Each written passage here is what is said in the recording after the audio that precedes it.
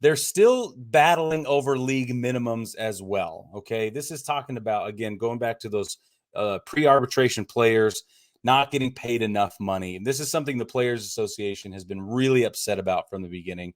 It's been discussed. It's something that's probably never going to go away. The players are always going to want to see themselves and their brethren, their kindred spirits or whatever, get paid more and more and more and more. I mean, that's a big part of what's going on in this negotiation anyway. But they're looking out for those people on the bottom that are they've just broken into the league, especially in that first 3 years of service.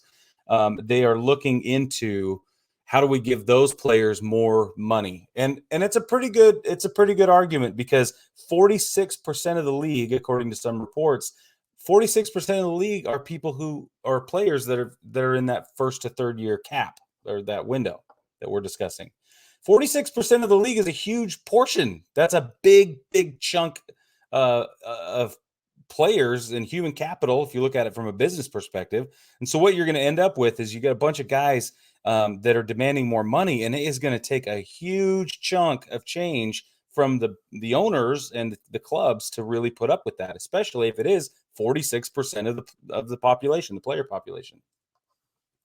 So here's what has been proposed. The first one that I saw was, one proposal was just a flat $630,000 for all pre-arbitration players, years 1 through 3 minimum, because that's the way it's going to be, right? That wasn't a favorite idea. So, which is kind of interesting, because the counter proposal was that they would use a tiered system, and it would go from $615,000 a year to $725,000 a year, marking that third year service time.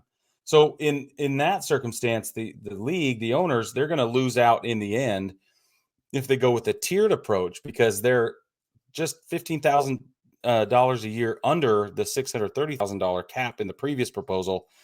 But then they're going to end up spending more and more along the way, capping out at $725,000 for that third year.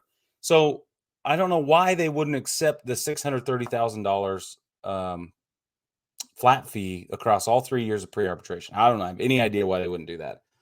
But they are bickering. Like, any of you read that article I wrote about mom and dad fighting again? That's exactly what's happening here. And it's just chaos. And it's stupid.